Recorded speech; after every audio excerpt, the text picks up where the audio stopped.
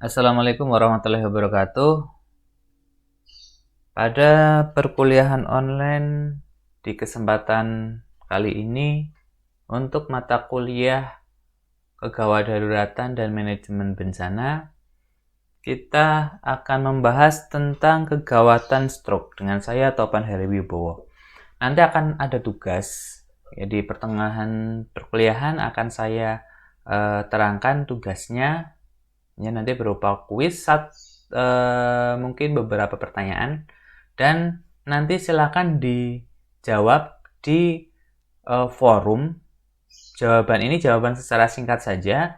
Nanti silahkan dijawab secara singkat di forum yang nanti saya buatkan kamar sendiri. Kemudian selain itu silahkan jawaban ini secara lengkap itu nanti diupload di kantung tugas. Dan saya kasih waktu sekitar 1 pekan untuk submit tugas tersebut. Kita mulai untuk kegawatan stroke. Apa itu stroke? Stroke adalah sindrom klinis yang awal timbulnya secara mendadak, tetapi cepat, ya, dan progresif. Yang mendadak, cepat, dan progresif. Nah, ini berupa defisit neurologis secara vokal atau global yang berlangsung 24 jam atau lebih atau langsung menimbulkan kematian dan semata-mata disebabkan oleh gangguan peredaran darah otak non-traumatik. Jadi gangguan peredaran darah otak ini bisa terjadi sumbatan atau malah penekanan darah di pembuluh darah ke otak yang menyebabkan pecahnya pembuluh darah. Tetapi tidak disebabkan oleh adanya trauma atau roda paksa dari luar. Nah, stroke adalah cedera otak yang berkaitan dengan obstruksi aliran darah otak. Kita mulai terkait dengan etiologi atau penyebab stroke. Yang pertama, stroke ini kebanyakan atau sekitar 80% disebabkan oleh infak otak atau kematian otak. Nah, kematian otak ini terjadi karena emboli. Ya. Kemudian yang kedua adalah aterotrombotik atau trombus. Nah, trombus ini bisa terjadi karena adanya jendelan darah, ya, atau juga tadi terkait juga dengan emboli. Nah, kemudian untuk penyebab yang kedua adalah perdarahan intraserebral. Ini biasanya ketika peningkatan tekanan pembuluh darah di otak yang disebabkan oleh hipertensi yang sangat tinggi, ini bisa menyebabkan pecahnya pembuluh darah sehingga terjadi perdarahan intraserebral ataupun juga perdarahan subarachnoid. Nah, penyebab yang lain yang dapat menimbulkan infak atau perdarahan contohnya adalah trombus di sinus dura, kemudian migrain, kemudian kondisi hiperkoagulasi, jadi pembekuan darah yang tinggi, ya, terjadinya trombus, kemudian penyalahgunaan obat, kelainan hematologi seperti anemia, leukemia. Lanjut, bagaimana faktor resikonya? Faktor resiko dari stroke yang pertama ada dua garis besar. Yang pertama adalah secara umum, ya, yang tidak dapat diubah. Contohnya usia. Ya, jadi semakin tinggi usia, ya, semakin tua, maka resiko stroke semakin tinggi pula.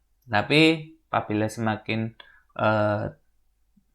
masih muda, ya, maka resiko stroke berkurang atau lebih sedikit.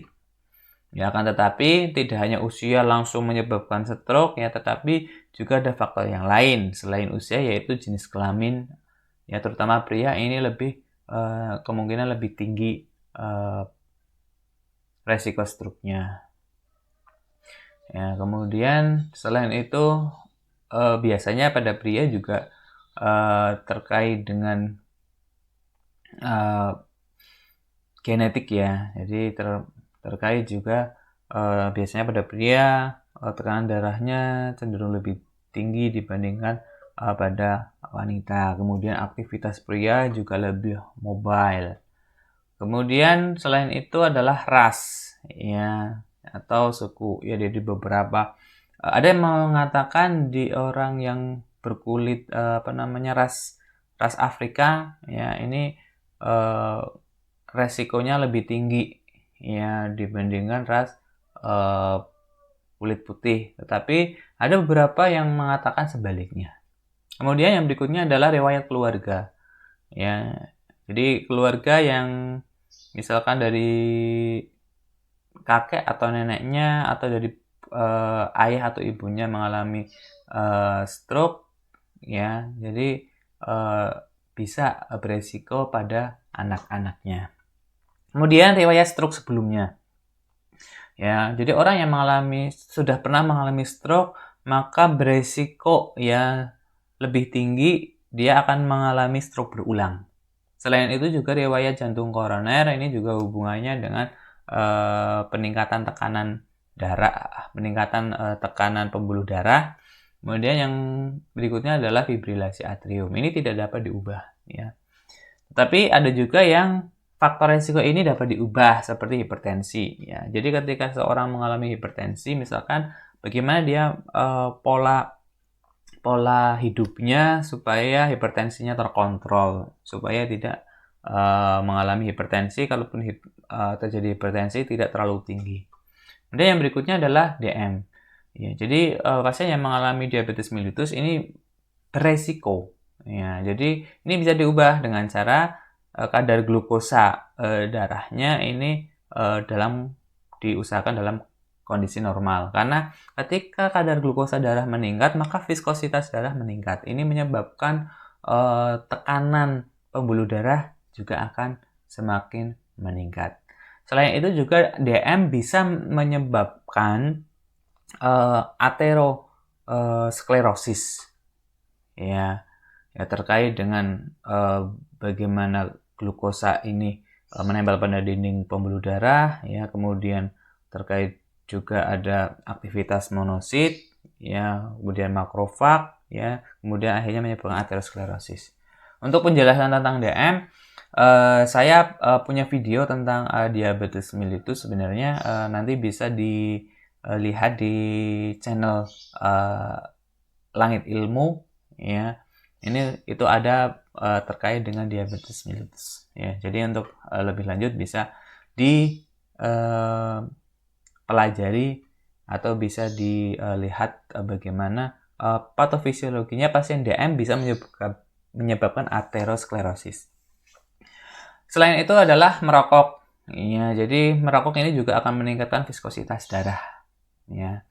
Sehingga ketika dia tidak merokok, maka ini akan mengurangi resiko stroke. Kemudian penyalahgunaan obat dan alkohol ini terutama obat-obat steroid. Ya, obat-obat steroid ini bisa meningkatkan resiko aterosklerosis yang juga akan bersambung ya kepada stroke. Kemudian kontrasepsi oral dan hematokrit yang meningkat. Ya, hematokrit yang meningkat otomatis ketika hematokritnya tinggi berarti sel-sel darahnya ya perbandingannya lebih banyak ya dibandingkan hematokrit yang menurun. Maksudnya apa? Maksudnya hematokrit ini adalah perbandingan antara plasma darah dengan sel-sel darah. Ya, ketika hematokritnya tinggi berarti perbandingannya juga setengah-setengah. Misalkan hematokrit 50% berarti 50 itu sel-sel darah, 50 itu plasma. Otomatis di situ viskositas darah akan tinggi. Menyebabkan pasiennya bisa terjadi peningkatan tekanan pembuluh darah, menyebabkan stroke. Selanjutnya, untuk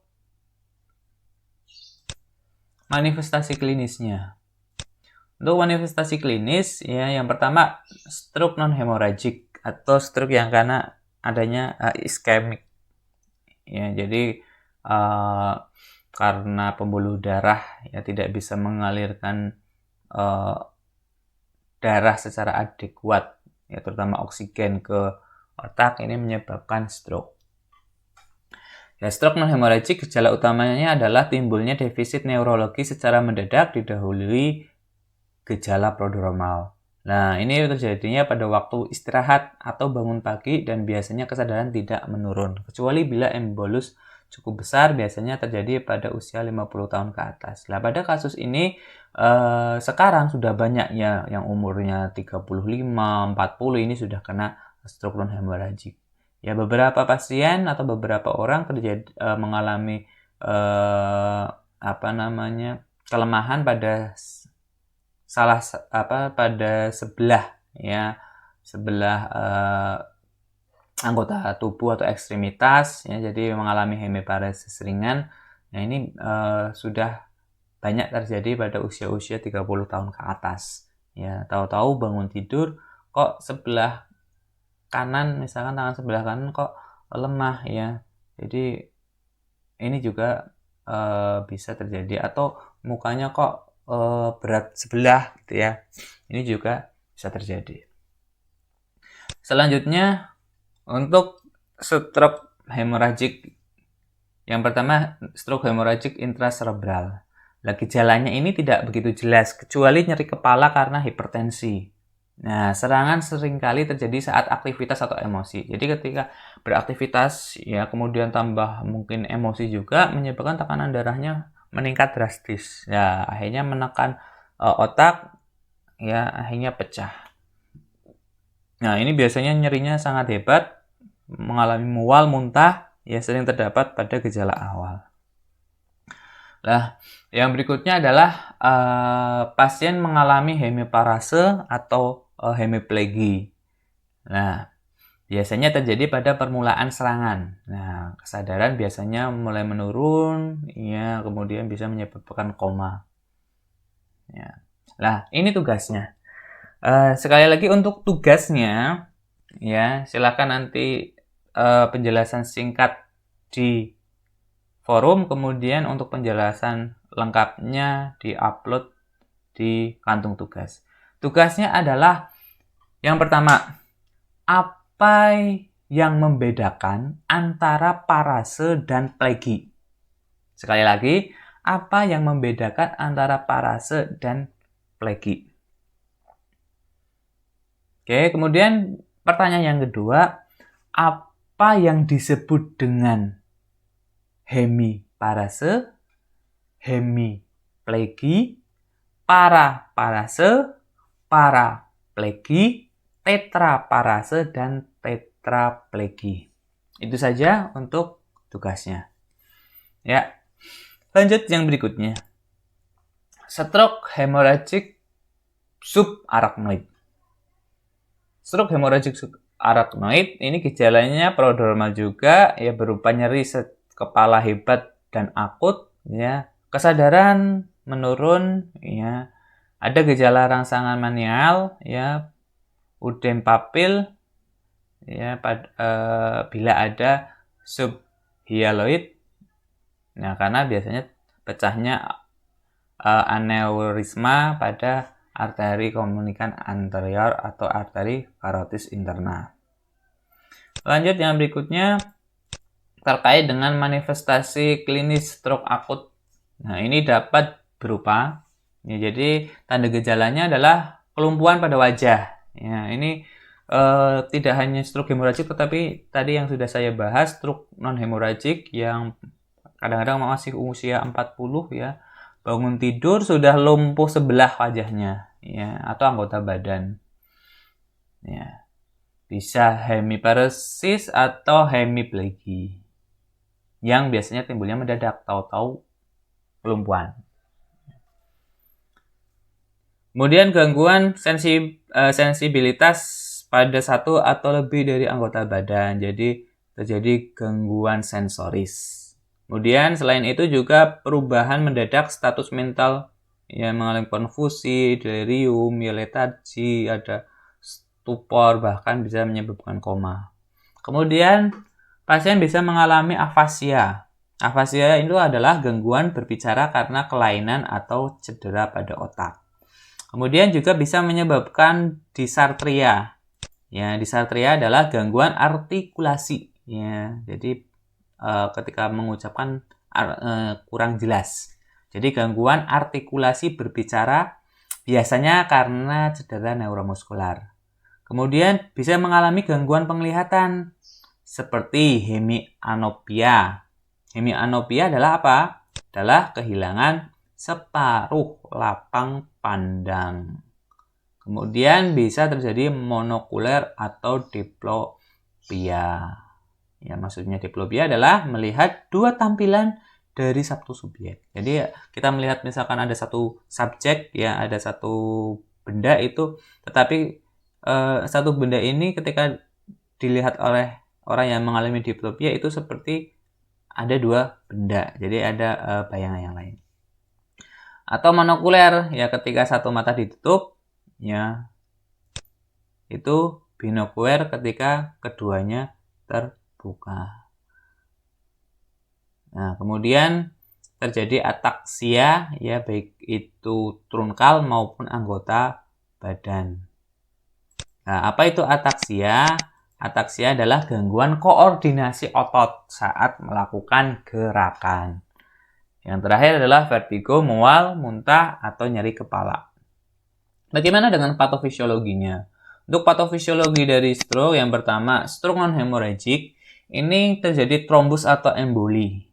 Ya, itu penyebabnya. Jadi ketika ada trombus, ya, atau emboli menyebabkan aliran darah ke otak jadi terhambat.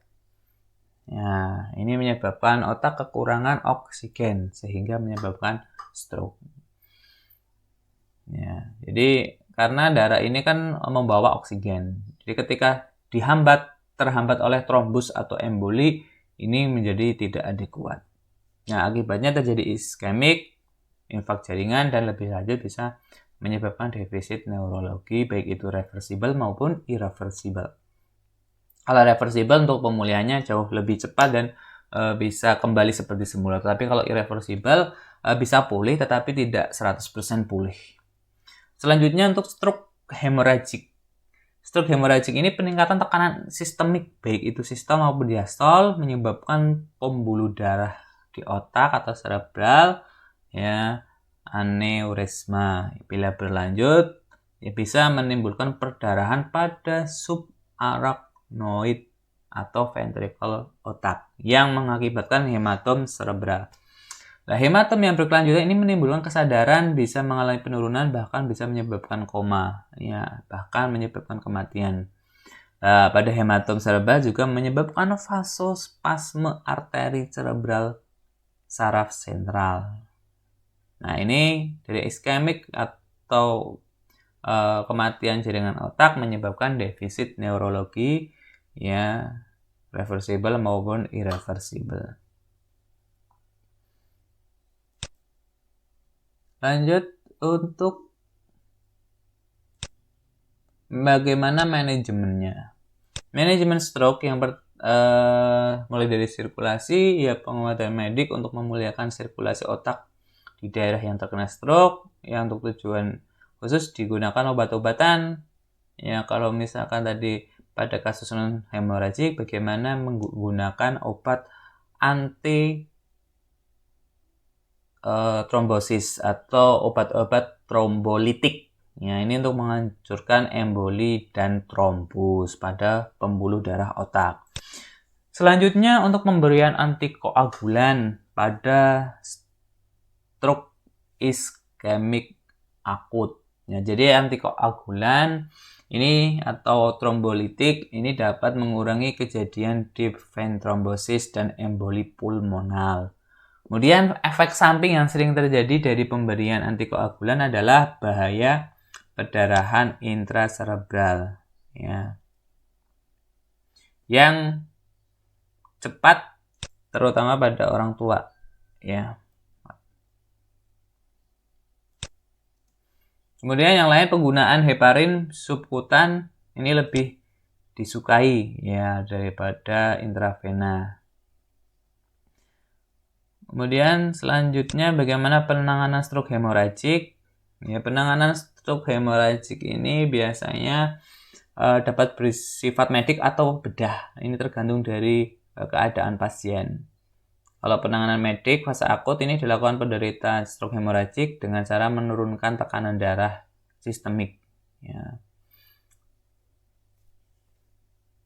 Nah, ini secara cepat ya dan sedini mungkin ini supaya membatasi pembentukan edema vasogenik.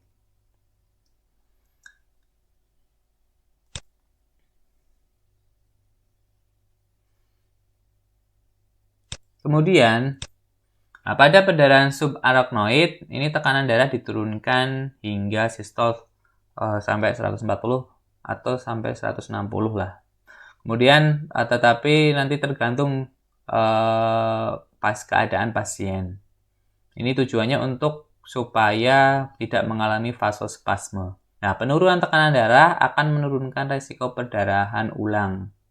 Ya, atau perdarahan yang terus-menerus. Nah, kemudian tetapi pada daerah otak sekitar hematom ini bertambah iskemik karena autoregulasi hilang sehingga obat antihipertensi diberikan apabila tekanan sistolnya itu lebih dari 180. Ya, karena tadi kalau kurang dari 180 ini takutnya otaknya bertambah iskemik karena tadi regulasi atau suplai darah ke otaknya hilang karena tekanannya menurun. Pada fase akut sebaiknya digunakan obat antihipertensi intravena baik kontinu maupun intermiten.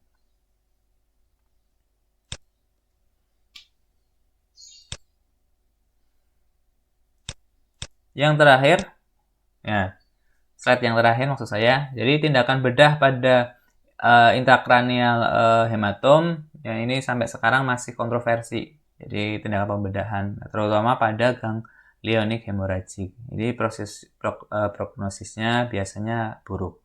Ada beberapa indikasi untuk tindakan bedah, misalnya volume 55 cc, yang midline shift ya lebih atau sama dengan 5 mm, kemudian perdarahan pada ICH, ya, kemudian pasien biasanya dapat surface tetapi level fungsionalnya berkurang. Nah, tindakan bedah yang dilakukan adalah aspirasi sederhana, kraniotomi dan bedah terbuka, evakuasi endoskopik, dan aspirasi stereotaksis.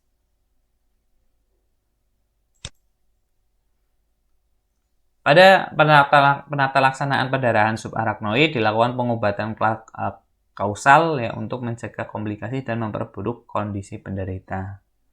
Nah, dan biasanya pengobatan kausal ini dilakukan oleh dokter spesialis bedah saraf.